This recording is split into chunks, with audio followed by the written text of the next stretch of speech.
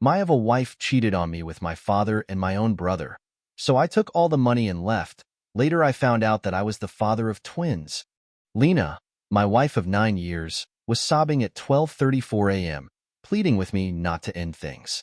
I paid her no mind and told my father, I can't decide what infuriates me more. You sleeping with my wife or the fact that you did things with her that she never allowed me to do. Anyway, I'm quitting. You'll need to change the company sign from Thompson and Sons to just Thompson. And if that jerk kicks the bucket, no one's going to rush to dial emergency for him. As I turned to leave, he asked where I was headed.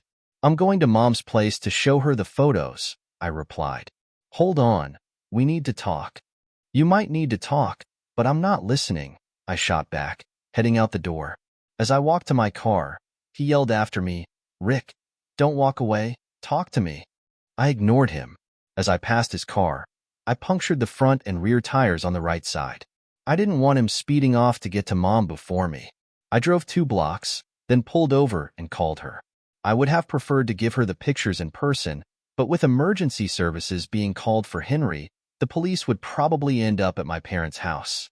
When she picked up, I told her I was sending her some photos she needed to see before Dad came home. She had questions, but I said I'd call her back later. I glanced at my watch and realized I had about an hour before the bank closed. As I drove there, I reflected on what had just happened. I had returned home a day early from a business trip and saw my dad's car in my driveway. At first, I didn't think much of it since I had always asked him to check in on Lena while I was away to make sure she was okay and had everything she needed.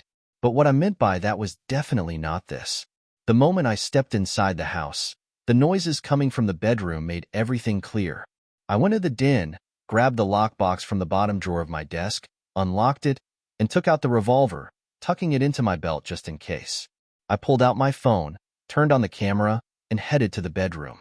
There was Lena, on her knees with Henry, while my father was standing behind her. That's when it hit me why I was always the one sent out of town while Henry stayed home.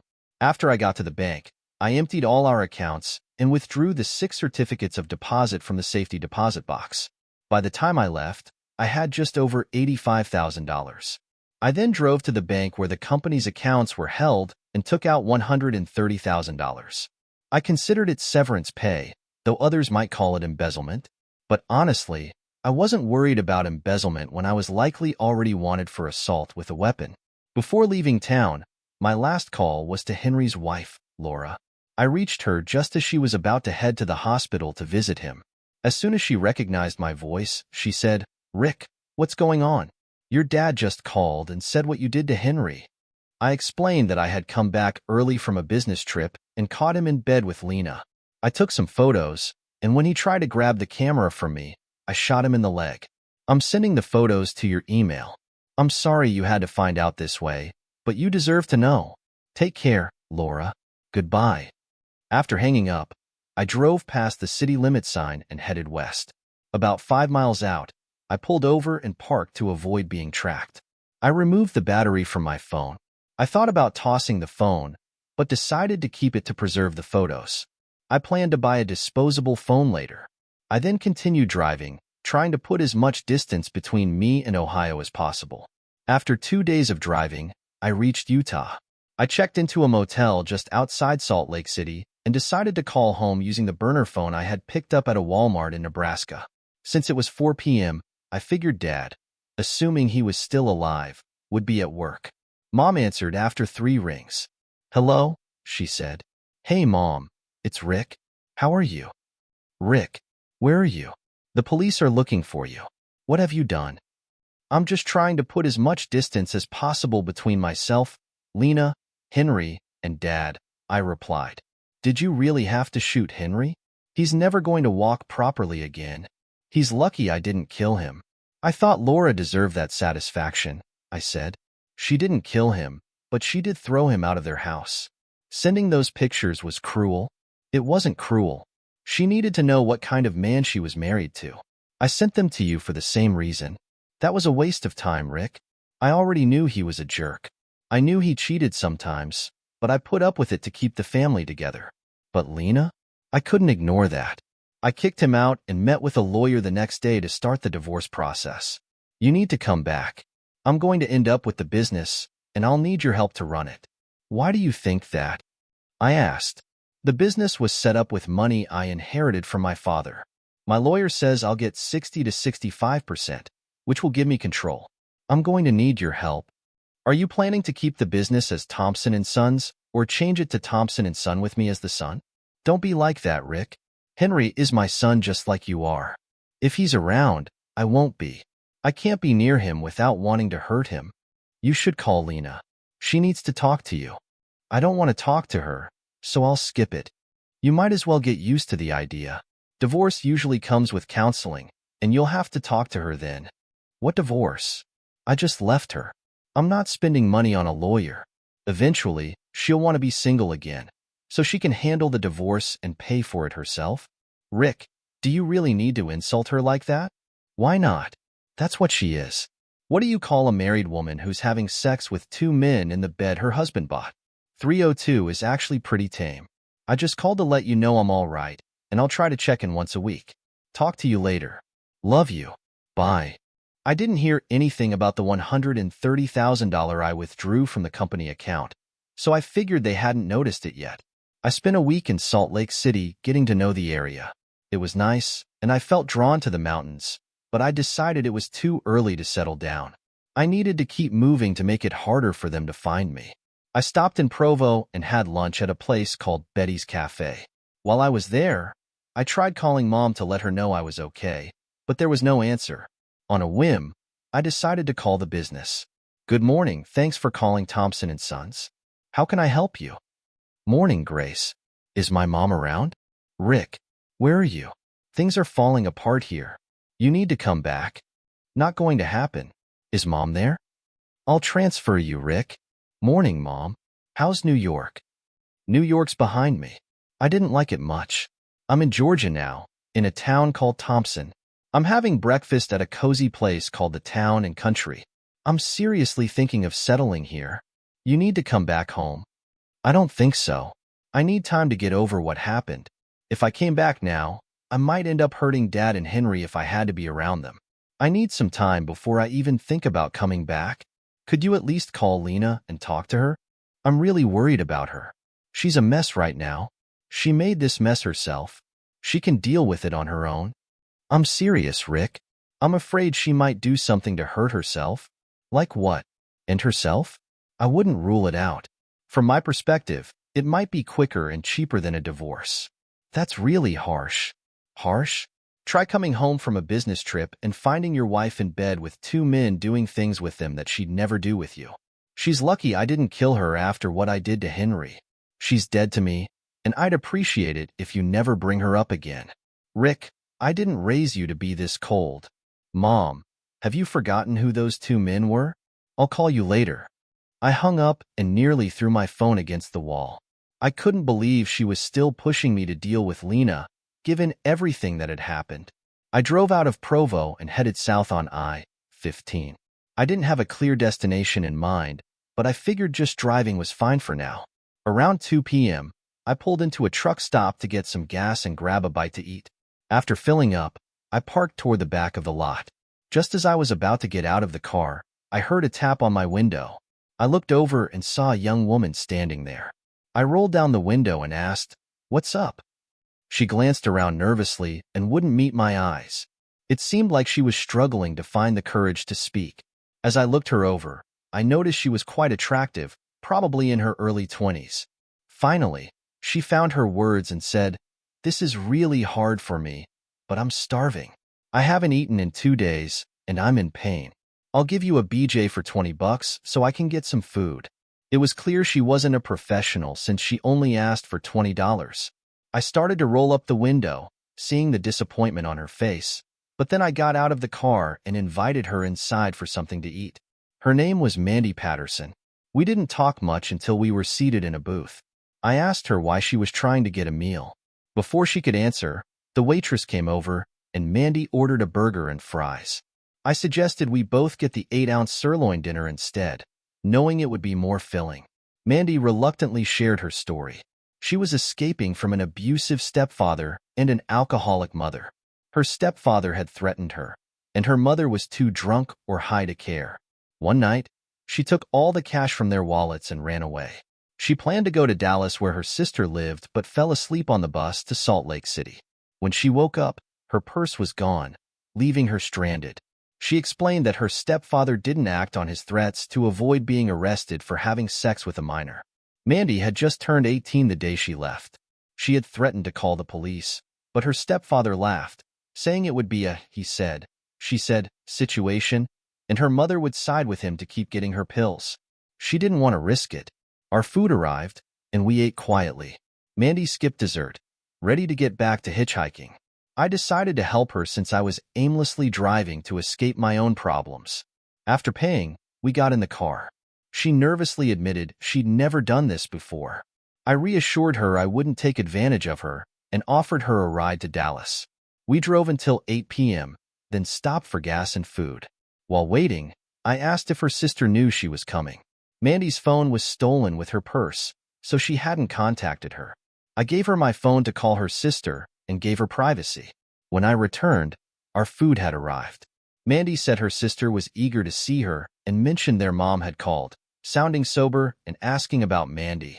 I suggested she call her mom, but Mandy said she wasn't ready yet. Maybe in a few days. Once we were back on the road, Mandy asked, "You've heard my story. What about yours?" I filled her in. "Your dad and your brother, and you didn't kill them?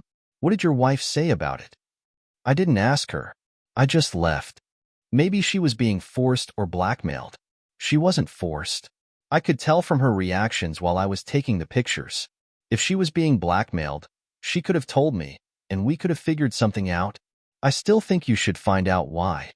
Maybe someday, but I'm not ready for that right now. We stopped at a Holiday Inn, and I booked a room with 2 beds, but Mandy didn't want to stay alone. After her shower, she climbed into bed with me. She touched me, and her hand began to move down my body. I grabbed her wrist and said, "No, but I want to. I owe you." "No, you don't owe me anything. I'm not going to take advantage of you. You were in a tough spot and desperate when you made that offer. I was just glad to help. I'm not doing this to pay you back. I want to do it because I want to. Is that okay?" I'm no saint, and Mandy was definitely attractive. Since I no longer felt tied to Lena, I let go of Mandy's wrist. She saw that as a yes, and we both enjoyed it. We got a quick bite to eat and continued our drive. Since we would reach Dallas after midnight, I decided to stop for the night around 9 p.m. instead of arriving at her sister's place at 2 a.m. When I didn't get out of the car, she asked if I was coming in. I liked her, but didn't see a future for us. I'd like to, but I can't. I'm behind schedule and need to keep moving. She looked disappointed but kissed me goodbye and thanked me before getting out. I watched her go inside, then I checked into a motel and had a meal at IHOP, thinking about what to do next. I decided to visit the Alamo in San Antonio, which was about 3 hours from Dallas. Half an hour outside Waco, I saw a car pulled over with a man and woman hitchhiking. I stopped to help. The man, Joe, got in the front seat, and the woman, Sarah, in the back. After a short distance, Joe pulled a switchblade on me, demanding my cash and car. I reached for the .38 in the door pocket and said, "I don't think so." Before I could use it, Sarah choked Joe with her purse straps. He dropped the knife and struggled, but it was too tight. I put the revolver back, turned onto a dirt road, and pulled over. I took the knife, got out, and opened the passenger door. I told Sarah to let him go, and she retrieved her purse. Joe, now unconscious, slumped forward. I dragged him out and left him on the ground. I checked Joe's pulse and saw that he was still alive. I undressed him, rolled him into the ditch beside the road, and tossed his clothes into the car's trunk. I then asked Sarah if she wanted to sit in the front seat. "You're not going to leave me here?" she asked. "Why would I do that?" "I'm not sure. Maybe because I was with him. Even if you were, you helped me. So why would I abandon you?" She shrugged and moved up front with me. I made a U-turn, turned left at the corner, and we headed toward San Antonio. Once we were driving, I asked, "So, you weren't involved with him?" I'd only known him for about an hour. My car broke down, and he stopped to offer me a ride. He turned out to be a real jerk and thought I should pay him back with sex. I was planning to go along with him until he stopped for food or gas, and then I'd leave him. When he started threatening me, I knew I had to act, which is why I used the purse straps. An hour ago? Why didn't he drop you off in Austin so you could arrange a tow and repair for your car? It wasn't my car, and I didn't care what happened to it.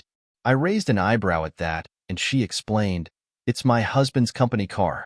I'm sure he's either reported it stolen or will soon." My plan was to leave it at the San Antonio airport and fly to San Diego. Seeing my reaction, she added, "I should probably tell the whole story. I caught my husband cheating on me. To get back at him, I slept with his brother and told him about it. I said we were even, and he could either stop cheating, or I'd continue hooking up with guys every time he did. He called me a 302 and said it was fine for men to cheat, but not for married women." Did he actually say that? He said men are programmed to reproduce, and women are programmed to stay home and care for the family. He used the term nature. Then he said he was leaving me because he wouldn't live with a 302. That night, after he fell asleep, I took the car keys and left. I spent the night in a motel, went to the bank when it opened, and emptied the accounts. After that, I drove until the car broke down, and here I am. I laughed out loud. What's so funny? I'm just laughing at the coincidence. It's almost like we're in the same situation. How do you figure? I told her my story of how I ended up on the road and picked her up. Oh my gosh, what are the chances? I guess you won't be reconciling with her? Not a chance. She mentioned her family in San Diego and her plans to stay with them until she got back on her feet. When I asked if she was in a hurry to get there, she said just getting there mattered. I shared my plan to visit the Alamo in San Antonio and suggested we drive to San Diego together since I'd never been there. She agreed, appreciating the savings on flights. In San Antonio, we visited the Alamo and the Riverwalk, then bought a road atlas to plan our route to San Diego. The drive would take about 2.5 days. We decided to leave the next morning and looked for a motel for the night. I asked if she preferred separate rooms or one with twin beds. She playfully suggested one room with one bed, wanting to get even with her soon-to-be ex. I agreed with a smile. It took us 6 days to drive the 1,200 miles to San Diego. We arrived at 6 p.m. on a Saturday, and I asked for her address. "Not tonight," she said. "I want to spend one more night with you before you leave. I'll call my mom and tell her we'll arrive tomorrow." She looked at me and asked, "Have you ever had sex from behind?" I have.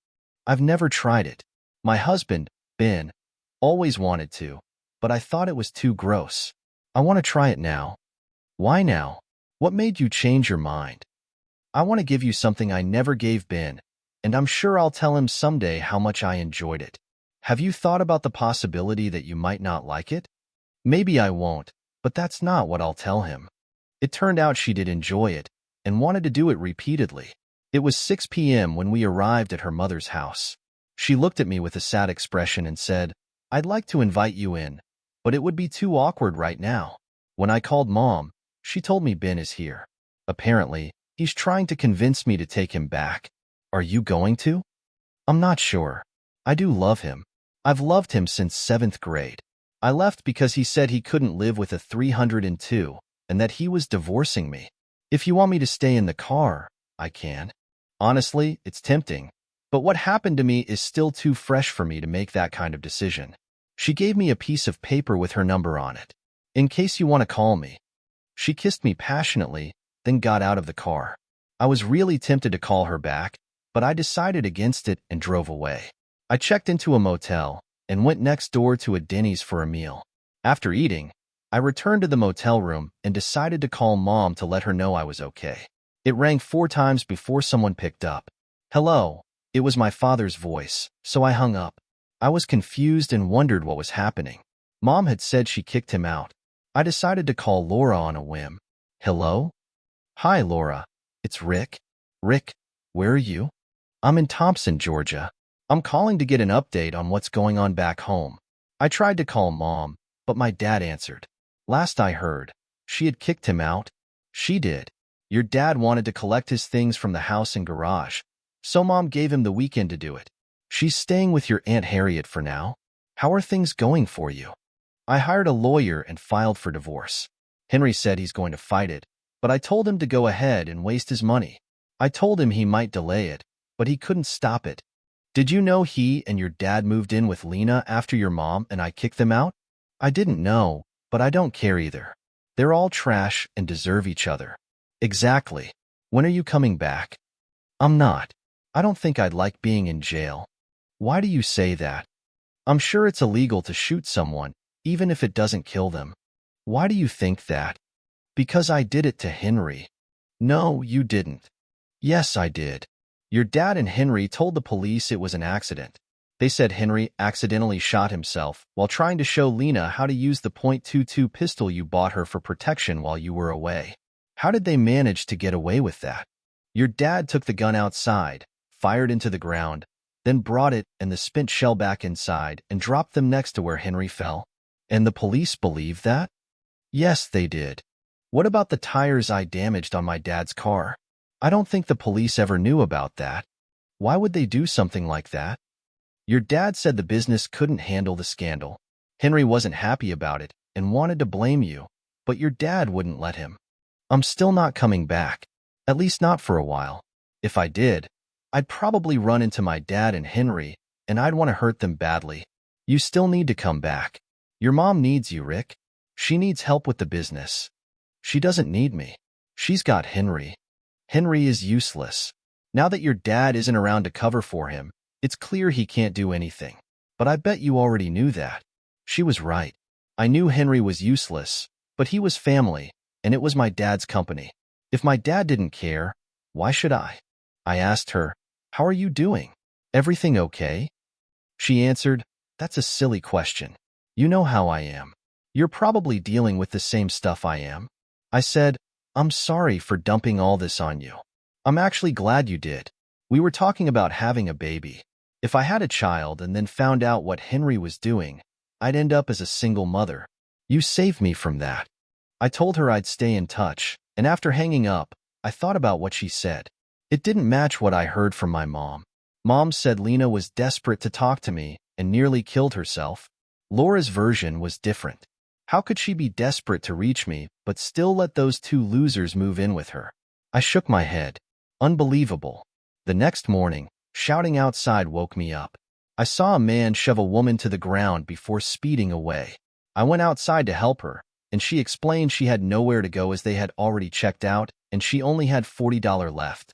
I offered her to wait in my room, but she said she was in big trouble with no way to get home to St. Louis, Missouri. Realizing I could help, I told her I was heading to Minneapolis and offered her a ride. She was initially skeptical, questioning my intentions.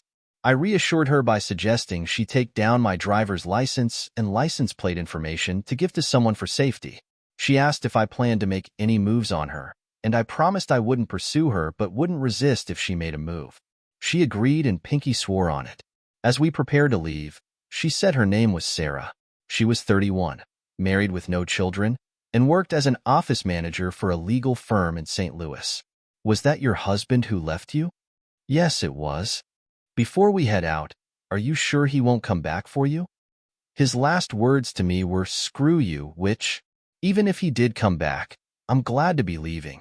One of the perks of working at the law firm is a discount on legal services. I'll be talking to them about a divorce as soon as I get back. I was curious, but I decided not to pry. I figured I'd learn all about it during the long drive. The map said it was about 2,000 miles. Then, of course, she wanted to hear my story, and I told her. Interestingly, her reaction was just like Sarah's. Your father and your brother, and you didn't kill them? I didn't think it was worth going to prison or getting the death penalty for that. Makes sense. You're going to divorce her, right? I haven't decided yet. Are you seriously considering getting back with her? Oh no, definitely not. I can't decide between getting a divorce or just walking away. Eventually, she'll want a divorce, so I might as well let her deal with it. In the meantime, I won't be paying alimony or splitting anything with her. By then, we had finished eating. I paid the bill, and we hit the road. Once we were on the interstate, I asked if she was in a hurry to get home. Why do you ask? It could affect how I drive.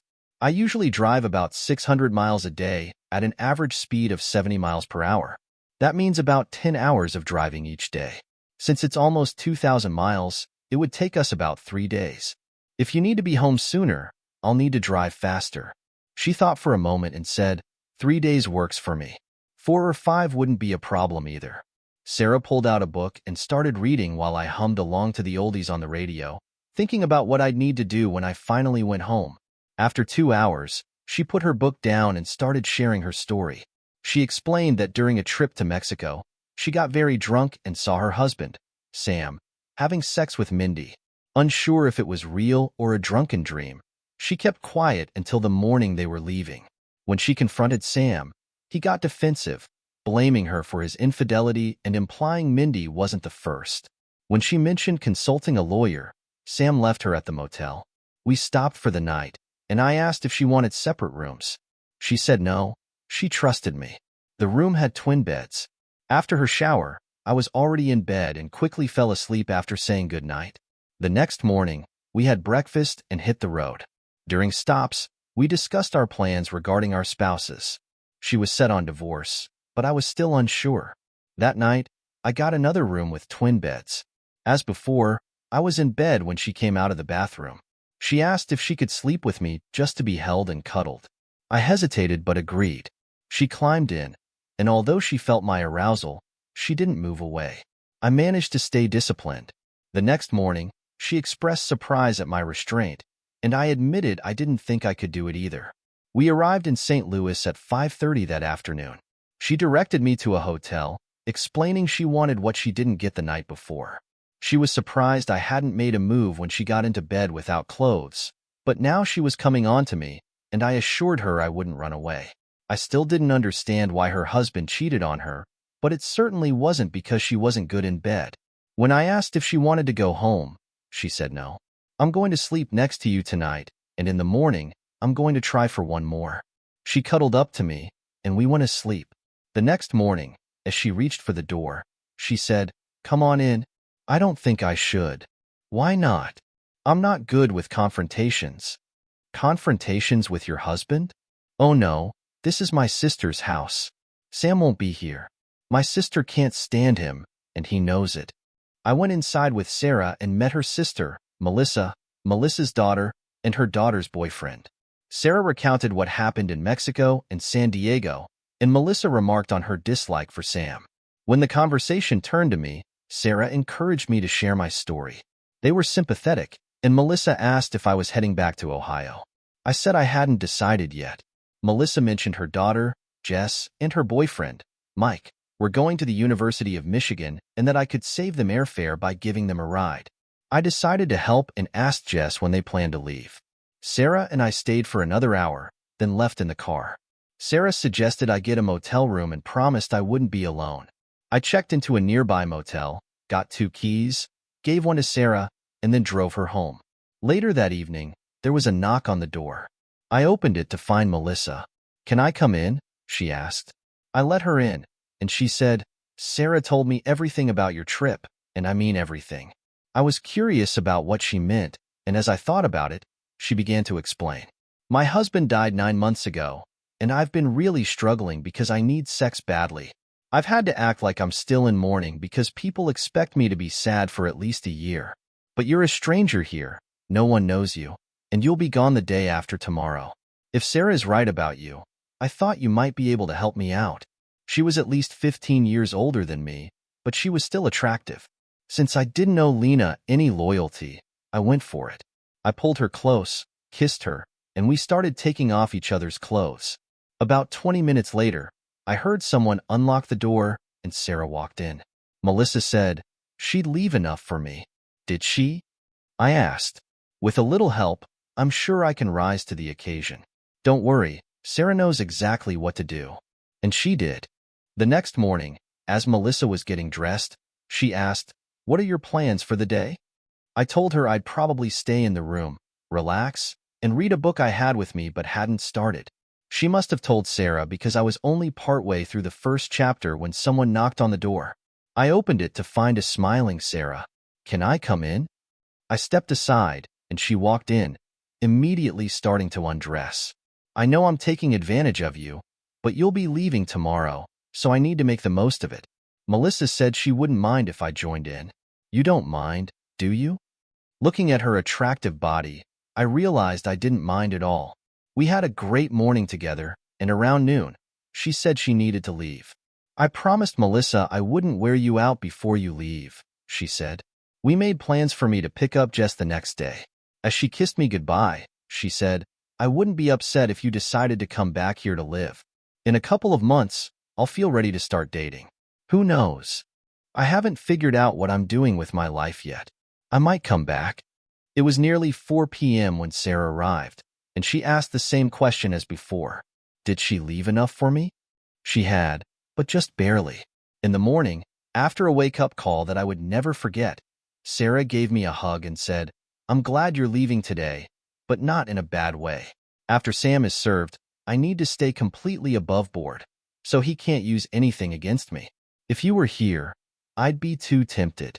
She kissed me goodbye and left. I checked my watch and realized I had enough time to call home before picking up Jess at Melissa's. Good morning, and thank you for calling Thompson & Sons. How can I help you? Morning, Grace. Is my mom around? Rick, even if she wasn't, I'm instructed to put you through to her immediately if you call. Please say you're coming home. I might be, but it's not definite yet. I'll get Mom. 2 rings later, Mom answered. Rick, where are you? St. Louis. St. Louis, Missouri. What are you doing there? Getting ready to head back home. Thank goodness. I need you here to help me keep this place running. I said, I'm coming back, but that doesn't necessarily mean I'll be coming back to work. Damn it, Richard. I need you here.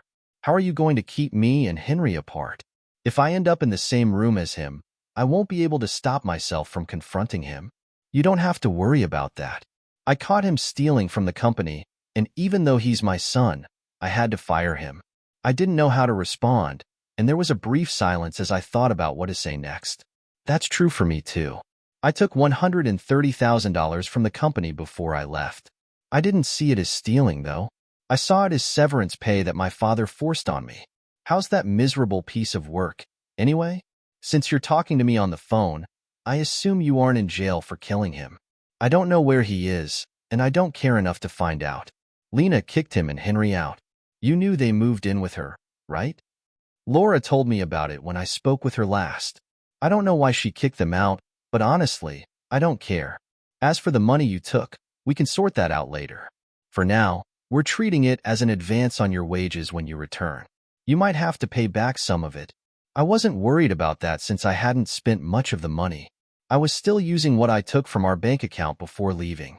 I told Mom I'd see her in a few days, then drove to Melissa's to pick up Jess. Melissa greeted me warmly with a hug, then hugged and kissed Jess, advising her to behave and get good grades. I helped carry Jess's bags to the car and asked when Mike would arrive, or if we were picking him up. Mike isn't coming. We broke up last night when I found out he was seeing Abby Fisk.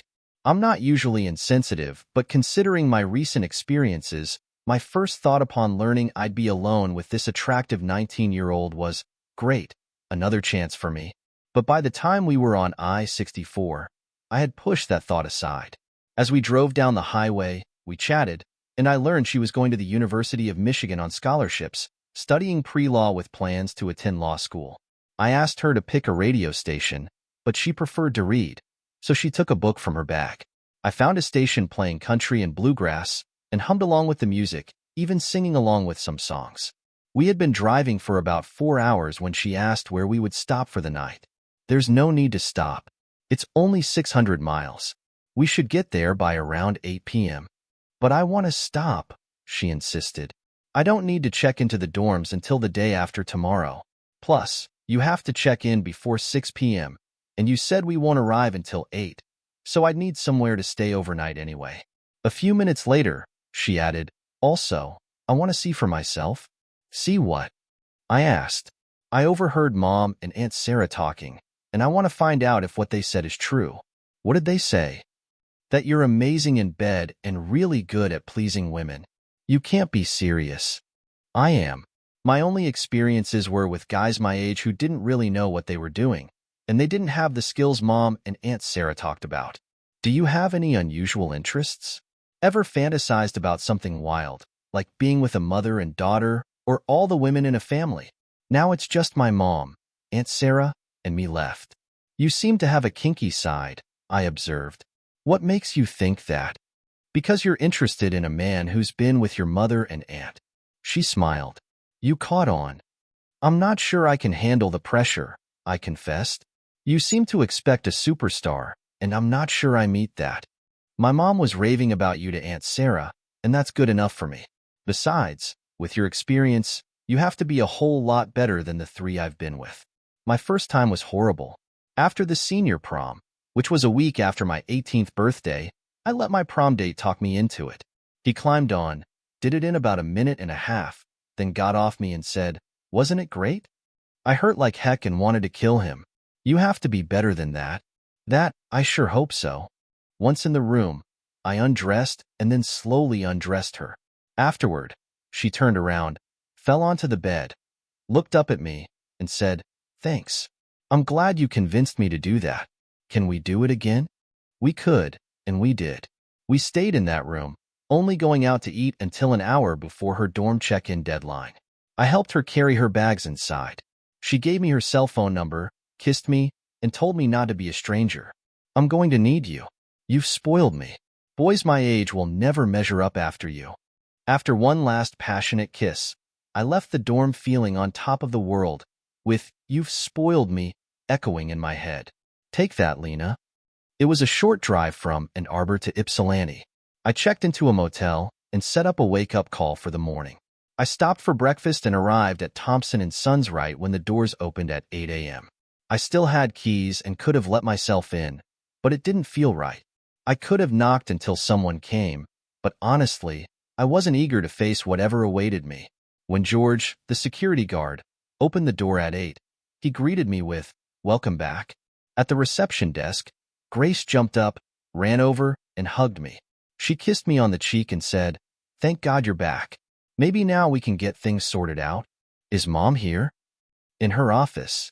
When I walked into Mom's office, she looked up and said, "It's about time you showed up. There's a huge stack of stuff on your desk that needs your attention right away. I haven't decided if I'm staying yet." Nonsense. You need to be here. You can't solve your problems by running away. You're needed here, so this is where you should be. Now get to work. We can talk at lunch. She was right, so I decided not to fight it. It wasn't actually a foot high, but it was a big stack, so I started working through it. Around 12:30, Mom came by and said it was time for lunch. We went to a nearby cafe, and after we'd ordered, Mom asked if I'd been home yet. I told her no. I stayed at a motel last night. Why didn't you just go home? Because Lena is there. You're going to have to face her eventually, so why not do it now? Why are you so eager for me to deal with her?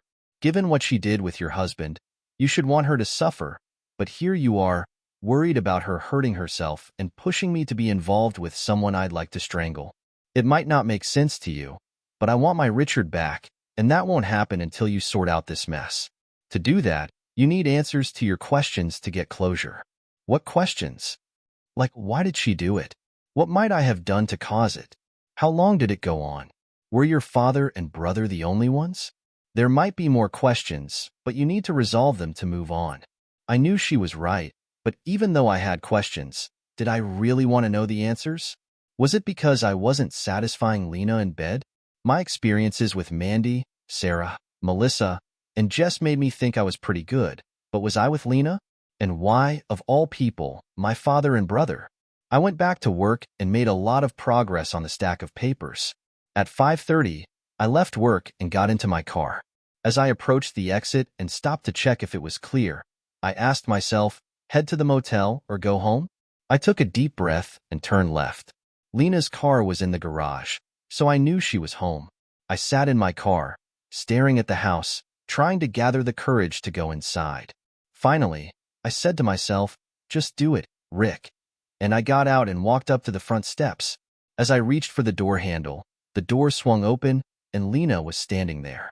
She immediately threw herself at me, crying, "You're okay. Thank God you're okay," while hugging me tightly. I was so taken aback by her reaction that I just stood there for a moment, but then I shook it off and pushed her away. As I moved her aside, I walked past her into the house. She followed me, crying, "Why did you push me away? I love you." I turned to face her. You love me, but you slept with my father and brother. I can't imagine what you'd do if you hated me. You don't understand. I had to do it. You had to do it? I need to hear this. Go sit at the kitchen table while I pour myself a strong drink.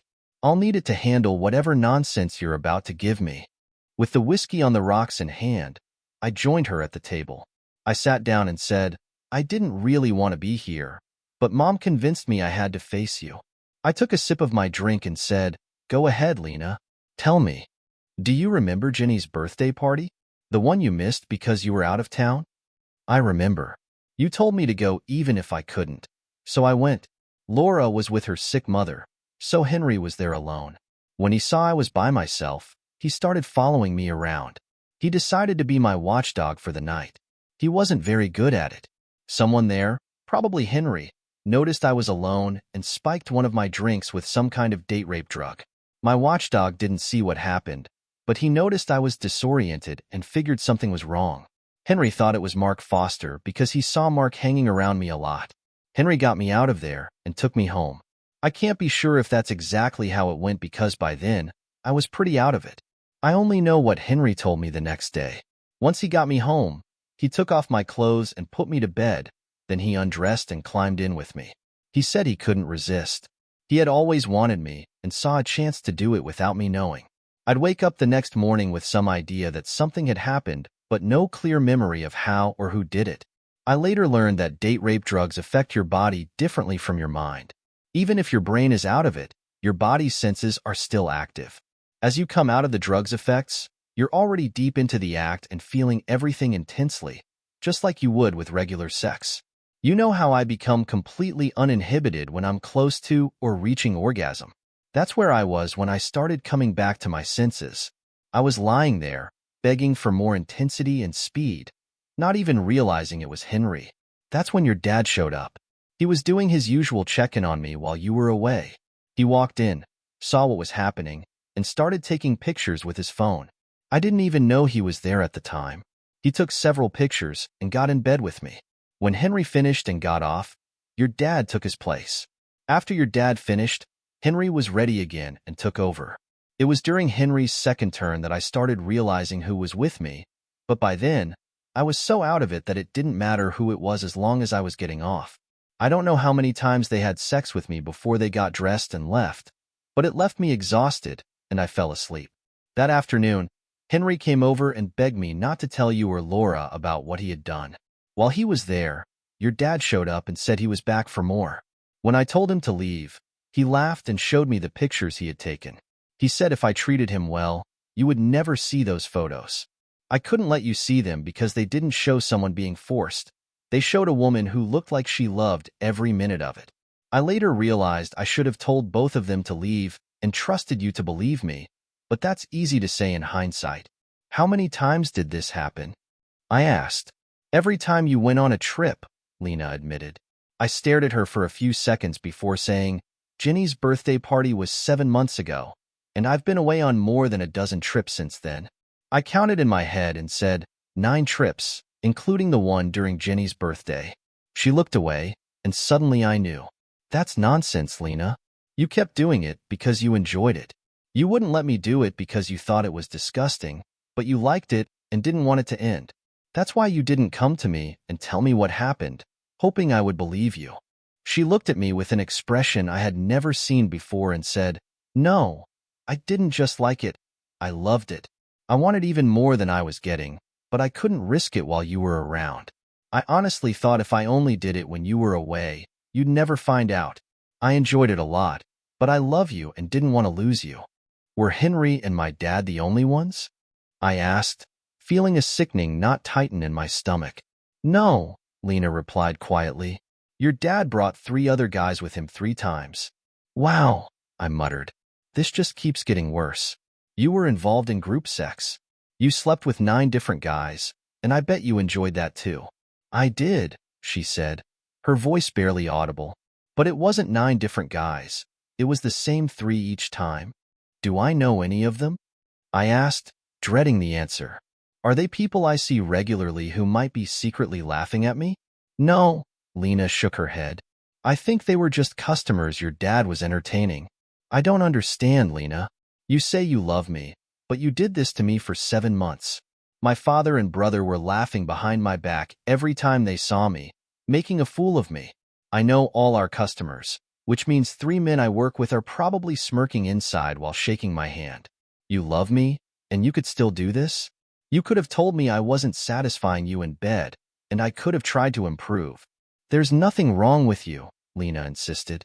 You always make me feel good. It's about how often we can do it, not how well. You finish and need a break, but I can keep going for a long time. Think of it this way. Put 5 guys and 1 girl in one room and 5 girls and 1 guy in another room.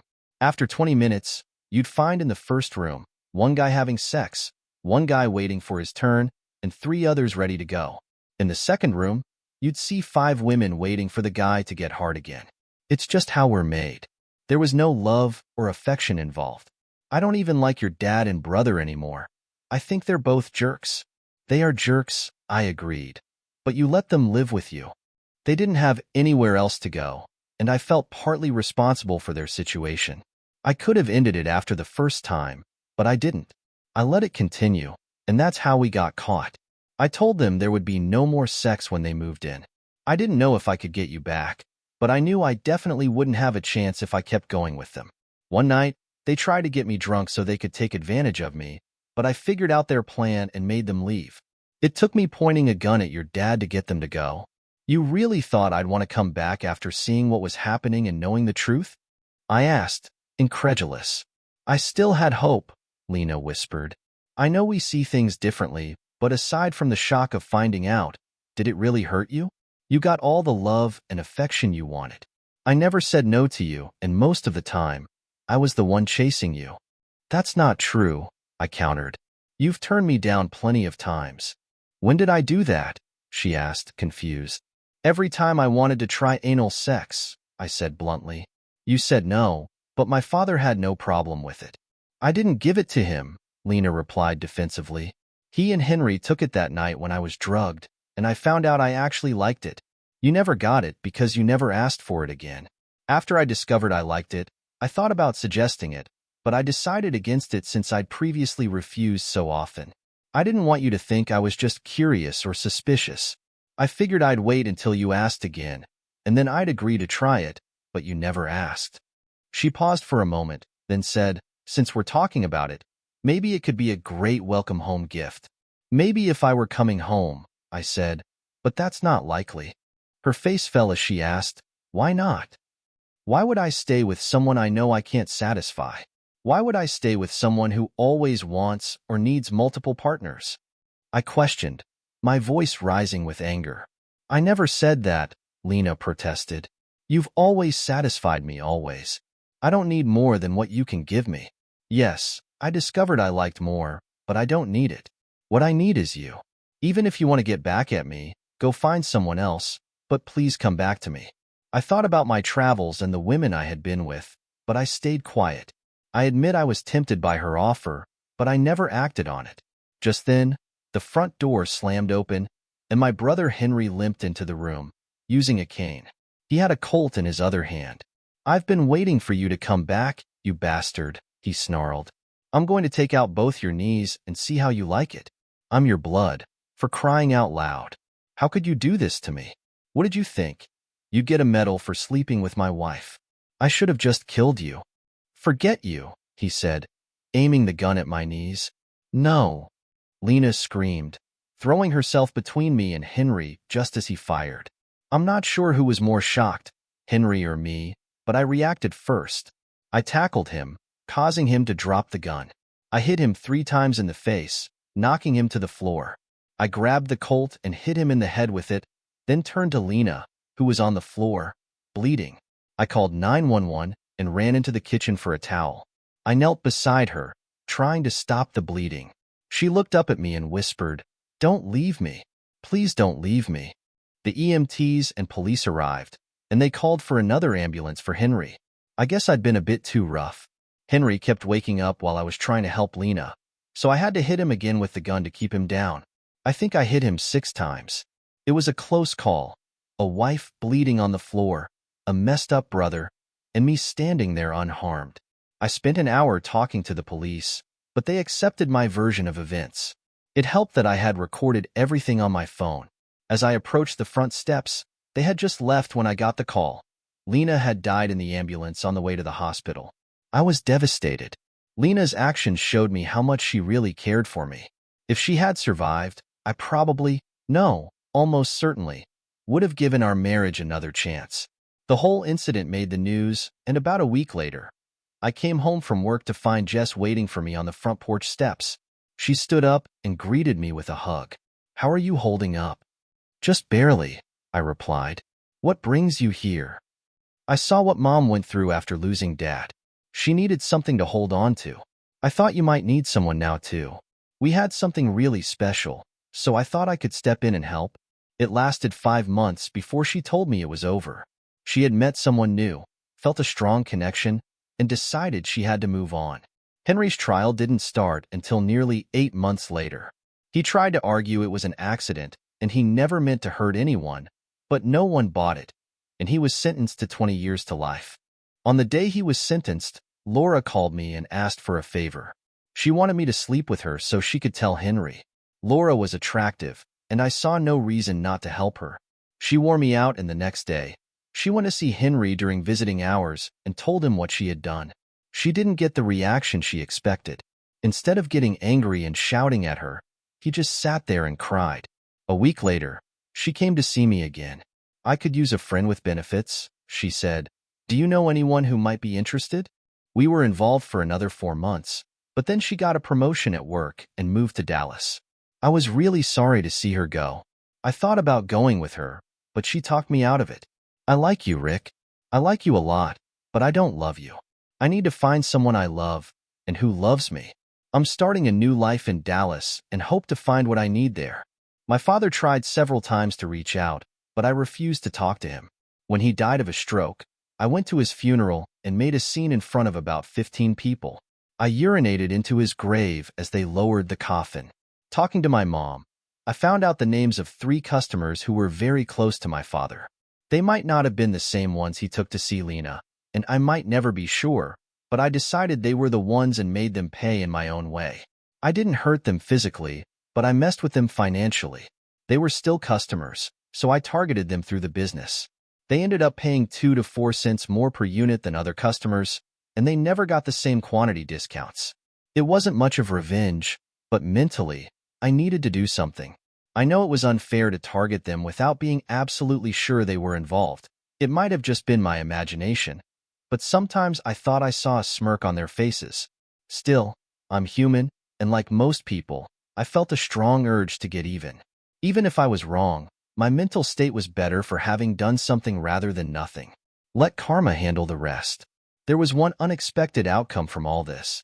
10 months after returning home, I was sitting at home reading the financial section of the New York Times when my cell phone rang. "Hello? Rick, it's Mandy. Do you remember me?" "I do. My sister saved your number from when I used your phone to call her." "I remember well. My sister insisted that I call you. Believe me, I didn't really want to, but she thinks you have a right to know." "Know what?" "You're a father. You have twin sons." "Are you serious?" "Yes, I'm serious. You're the only man I've ever been with." There was a brief pause, and then she said, "I'm not asking for anything. I only called because Chris insisted it was the right thing to do." 36 hours later, I was knocking on the door of a house in Dallas, ready to start a new chapter in my life.